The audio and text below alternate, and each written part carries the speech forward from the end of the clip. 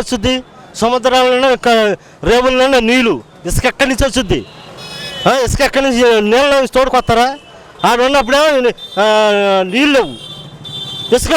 దొంగలు దోపిడీ చేసి దింగారు ఇప్పుడు ఏడదే ఇప్పుడు నీళ్ళు ఉన్నాయి అంతులేని వర్షాలు కుడుతున్నాయి నీళ్ళు ఎట్టొచ్చింది ఇసుక లేదని రకరకాలుగా సృష్టిస్తున్నాడు ఎట్టొచ్చింది ఇసుక సార్ ఇప్పుడు మరి ఇక్కడ నుంచి బెంగళూరు హైదరాబాద్ ఇలా అన్ని చోట్లకి వెళ్తుంది ఇసుక అంటున్నారు కదండి వెళ్తుందంటే అటు డబ్బు పెట్టుకుని కొనుక్కుని వెళ్తున్నారు అంత డబ్బు మనం ఇక్కడ పెట్టలేముగా వాళ్ళు డబ్బు కావాల్సి డబ్బు పెట్టుకుని సముద్రాల నుంచి పడవల మీద వేసుకొచ్చి ఏది వాళ్ళు వేసుకొని ఎత్తుకొచ్చి బయటకు ఎత్తుకొచ్చి అమ్ముకుంటున్నారు డబల్ రేట్కి ఆ డబల్ రేట్కి ఇక్కడ వీళ్ళు కొనాలంటే కొనరుగా మరి ప్రజలకు కావాల్సినప్పుడు ప్రభుత్వం ఇవ్వాలి కదండి మరి ఇసుక ఎక్కడి నుంచి తీసుకొచ్చి ఇచ్చింది నీళ్ళు లేకపోతే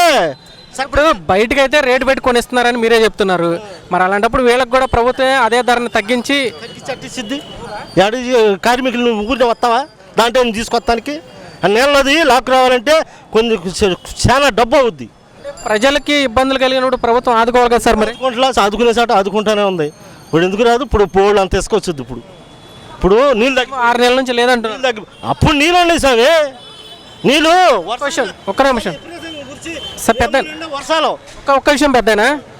వీళ్ళందరూ ఏమంటున్నారంటే వర్షాలు పడింది వరదలు వచ్చింది ఆగస్టు తర్వాత ఈయన ముఖ్యమంత్రి అయింది మే నెలలో జూన్ ఫస్ట్లో అయ్యాడు 3 నెలల పాటు మరి ఇసుక ఎందుకు ఇవ్వలేదని అడుగుతున్నారు మీరు ఏమంటారు ఎందుకు ఇవ్వాలి ఇప్పుడే మీరు మాట్లాడుతుంటే ఇక్కడ చూశారు కదా మరి ఇసుక లేదంటున్నారు అప్పటి నుంచి అదే పని కాదు ఇంకో పని ఏదైనా చేసుకోవచ్చుగా ఎవరో అదే పనిగా పుట్టి పెరిగిన కాడ నుంచి ఈ పనే చేస్తా ఉన్నాము 20-30 సంవత్సరాల సర్వీసు వేరే పని చేయాలంటే ఏం చేయాలి అంట్లు కడగాలి వెళ్ళి అంట్లు కడగాలి 4 ఇళ్ళు అడుక్కోవాలి అవసరమే ఉంది ఏ ప్రభుత్వం కూడా చేయాలి ఈ పని ఏ ప్రభుత్వం చేయాలా ఏ ప్రభుత్వంలో కూడా రాలా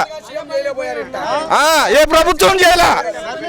ఎన్ని సంవత్సరాల నుంచే ఉంది ఎప్పుడు లేనిది ఏం చేస్తా నీళ్లు ప్రతి సంవత్సరం నీళ్లు ఉన్నాయి ఎవరన్నారు నీళ్లు ఉండా కూడా ఇసుక మామూలుగానే తోలింది ఇసుక మామూలుగానే వచ్చింది